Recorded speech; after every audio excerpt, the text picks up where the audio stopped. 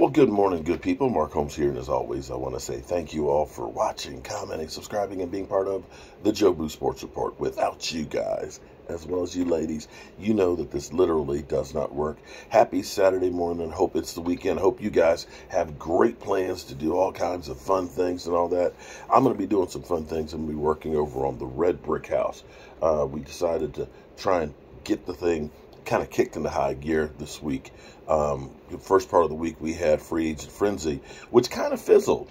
I got to be honest with you, I'm kind of disappointed in free agency this year. It seems a little slow.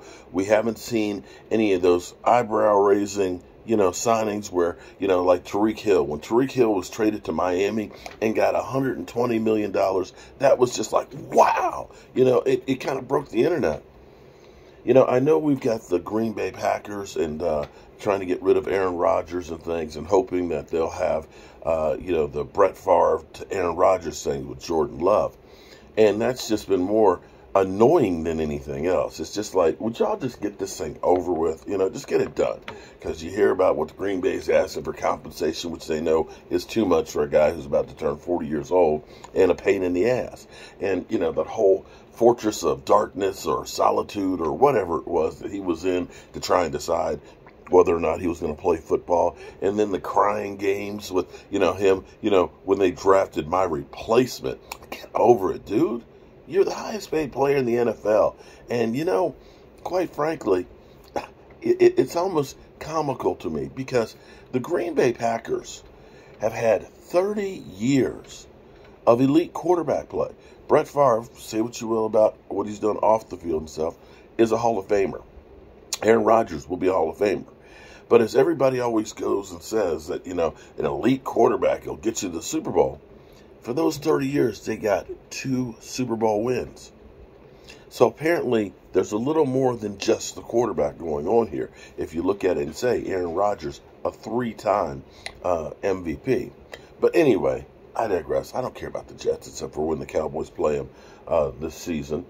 And, Green Bay, done with that. As far as free agency goes, technically, the Cowboys have not done anything in free agency other than what they always do, which is sign their own guys. Did the Cowboys get all that cap room just so that way they could hold on to their own guys? Because Stephon Gilmore, it's a great move. Believe me. Stephon Gilmore is, even at advanced age, is night and day better than Anthony Brown. And Anthony Brown wasn't bad. But let's be clear, Stephon Gilmore there, between that, now you have to sit here for your quarterback and say, well, we can play it, try and stay away from Diggs, the pick magnet. But now, can we stay away from Stephon too? The defense is it.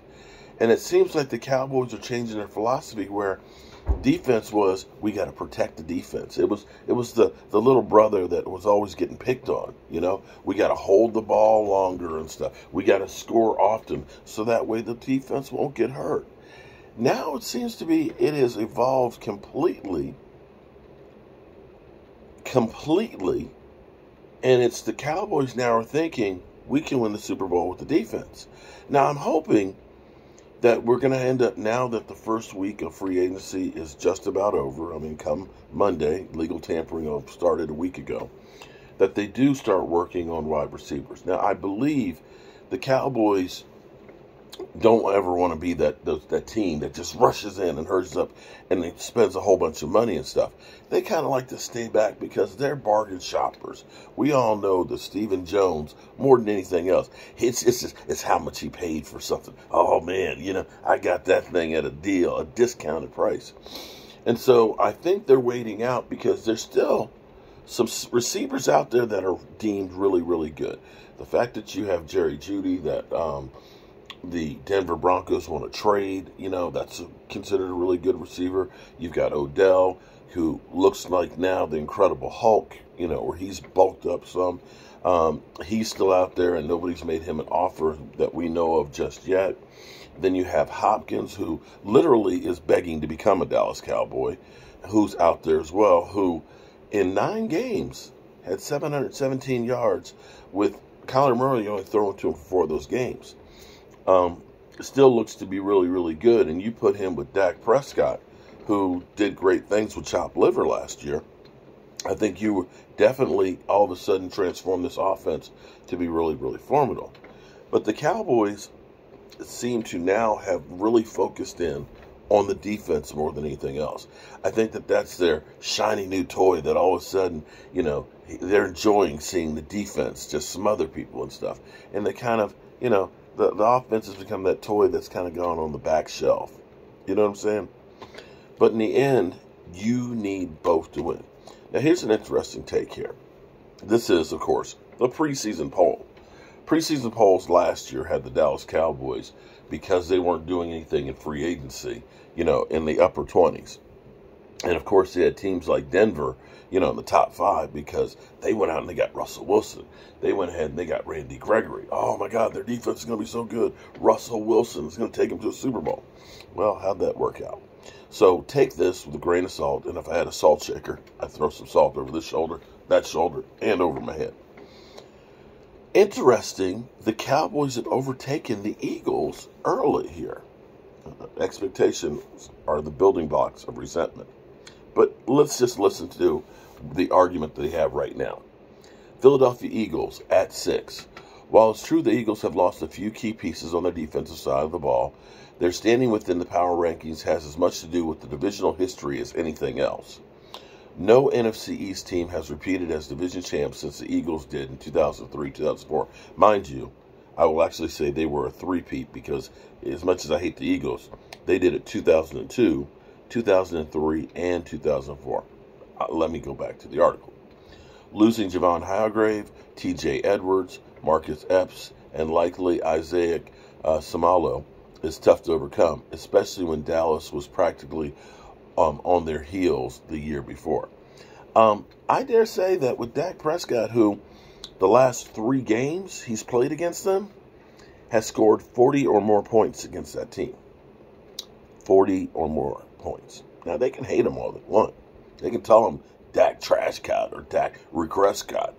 He knows how to play against the Eagles when they've had elite defenses. But be that as it may. And mind you, Cooper Rush was close to getting a victory too. Just saying.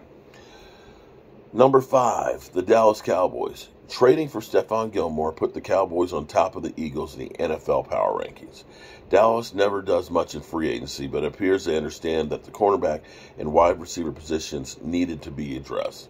This clarity hasn't been seen from this organization in quite some time. So, I will go back to and say, yes, we traded for Stephon Gilmore, but it's not a free agent move. It was a trade. We have yet to see if the Cowboys do anything beyond signing their own guys. Now, I'm not going to say that signing Donovan Wilson, a guy who I was upset when we were hearing rumors that we were going to lose him, or even Leighton Vander Esch, although I still think you need more. Bobby Wagner. We need Wags to go in there. That takes that defense from really good to elite and gives you a rotation of guys that really help you. I believe we need to re-sign Hankins. Hankins was really good at being that run stopper. The Cowboys still have not embraced the big guys. Now understand, I'm a little shaded.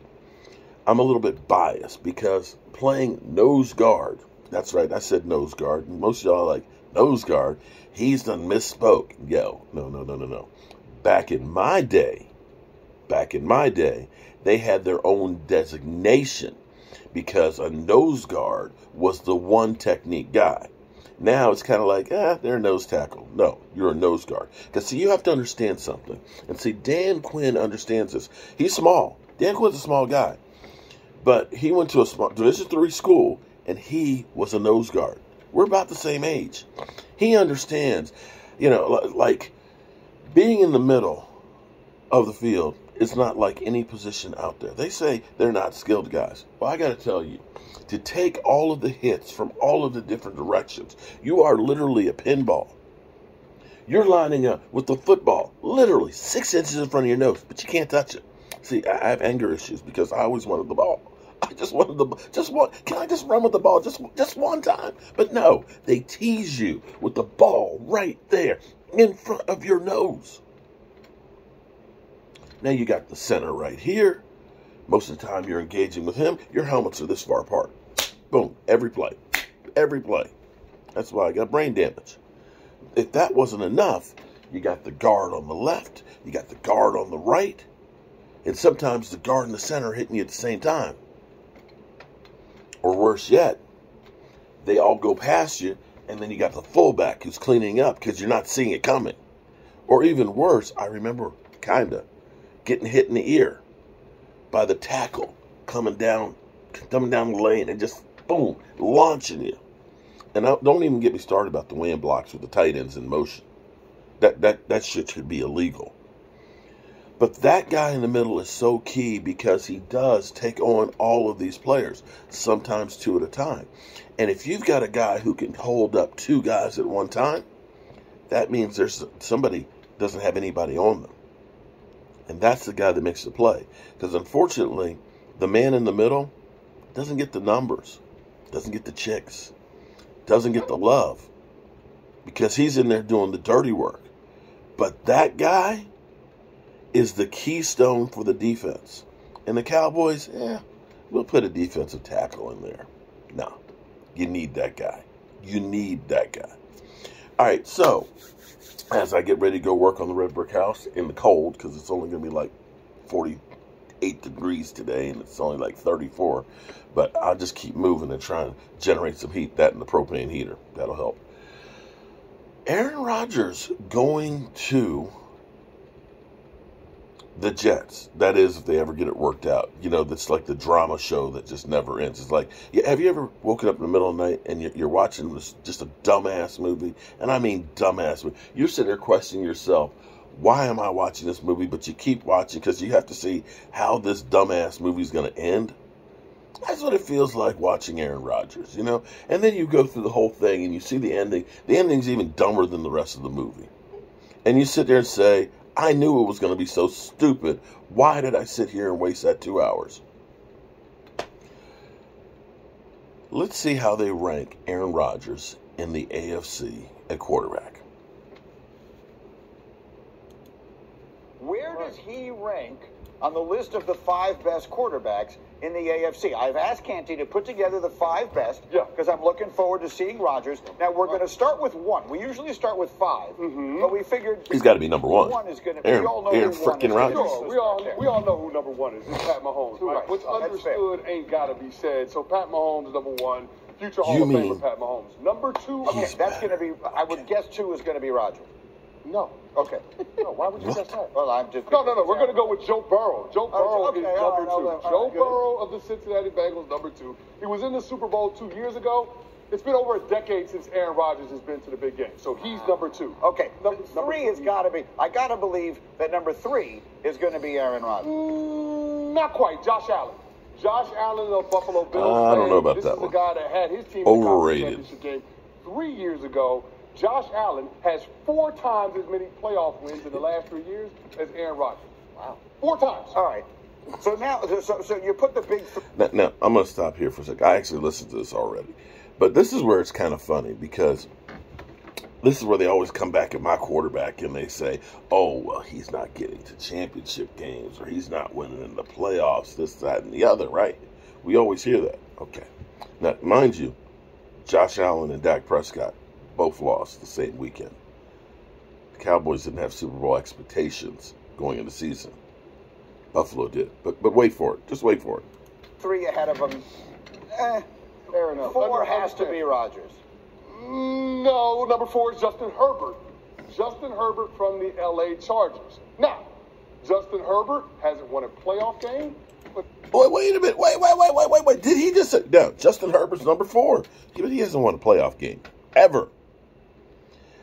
You see the double standard or the talking out of the side of your neck or just the bullshit that you get? Okay. Just saying. But Aaron Rodgers wasn't in the playoffs last year. His team was. And the last time we saw Aaron Rodgers in the playoffs, his offense scored a grand total of 10 points. At least Justin Herbert can say that his offense scored slightly more than that down in Jackson. Okay, so All right. 1 is Mahomes, 2 is Burrow, 3 is Allen, 4 is Herbert. I have to believe 5 is Aaron Rodgers. Not quite. Not quite, Grady. There's no way. I can't. I refuse. I don't even want to know who it is. I don't want to know who it is. You do want to know who he is. Who is it? The first overall pick from 2 years ago, T-Law. Trevor Lawrence, that dude. Trevor Lawrence. That dude. Trevor Lawrence. Was Trevor Lawrence even born when Aaron Rodgers won? Probably not. But Trevor Lawrence got a playoff win more recently than Aaron Rodgers. Trevor Lawrence did have a top 8 QBR since week 9 of last year, and his team is ascending. All of these players are ascending. Aaron Rodgers is a descending player. This guy is going into his age 40 season. He's not a better athlete than these guys. He doesn't have more arm talent than any of those guys on that list. You know something? If you weren't so darn big, we would have problems right now. All right, it's all facts, though, Greedy. In my entire life, I've never thrown hands. I don't even really know exactly what that means. But I will say this, Aaron, on your behalf, I would do it. I would do it. I will do it. Ninko, help me. Rodgers isn't even top 5. Would you rather have Justin Herbert or Trevor Lawrence this year than Aaron Rodgers? Not Trevor Lawrence. So Canty, I love the list, man. Number 1, yes. Number 2, yes. Number 3, yes. Number 4, yes. Number 5, it's a stretch. I mean, I know Trevor's been playing well, but I would put Aaron at 5. I would put him at 5 because it's Aaron Rodgers, and he was a 2-time MVP not very long ago. And Greeny, I don't want to see you throwing hands. I never want to see you throw hands, especially Canty would just have to stick. Canty would just stick his arm out and just hold you like the little brother thing, and you'd be missing and swinging. But we don't want to see the throwing of hands. But I would say that Canty, I love the list. I love 1 through 4. Number 5, disagree. Just so people understand, Canty's so big, I cannot see Nico from here. He's calling me clips. He's blocking my vision of Nico, who's on this massive tree. Where's Lamar Jackson? Lamar Jackson? Yeah. 6'3", 6'2", 6'3". No, what number is he on the list? Well, we don't know if he's going to be in the AFC. But would he be on the list? Would he be ahead of Rodgers? Are you putting Rodgers 7th now? Would he be ahead of Trevor Lawrence? That's close. Yeah, I would put him slightly ahead of Trevor Lawrence. So you're putting Rodgers at this point at best 7th. Yes. Okay. In the conference. Here's what I figured out. Canty is a brilliant man, okay? This is a brilliant man. You're making him mad. Isn't that what you're doing? We all know that it aggrieved Aaron. It's a psychology. Okay. So we should... I want good things for you and the rest of the Jets fans. Yes. I'm a New Yorker. I got a lot of friends that are Jets fans. So I endorse this because what this is going to do is it's going to get... I want Rodgers on a scorched earth tour. I want him... Aaron, I want you angry. And so I want you angry at him. I want you to picture as you're working out like Clubber Lang in Rocky 3. I want you sitting there in a dark room, which you're very comfortable with, and just doing push-ups and sit-ups and other ups, that whatever it is that it takes in order to go out there and go on a scorched earth tour and show everybody that Lamar Jackson and Trevor Lawrence and Justin Herbert are not better. How about that? All right. So that's what we got to start the morning. I'm going to go ahead and get to work over on the Red Brick House. If you want to see what we're doing over there, follow along because it changes every day. I'm serious. You've got to check it out. Every day that we're down there working on it, it's totally different. And it's actually so much fun and so much, it gives me so much joy and enjoyment to see this. In fact, I had yesterday a lady who came in.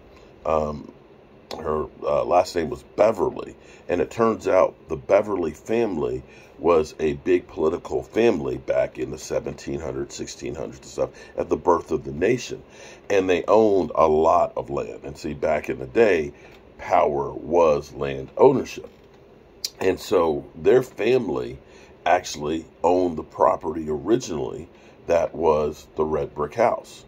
It was all farmland. And they were the ones, of course, that transferred it to the gentleman who ended up building the Red Brick House and stuff.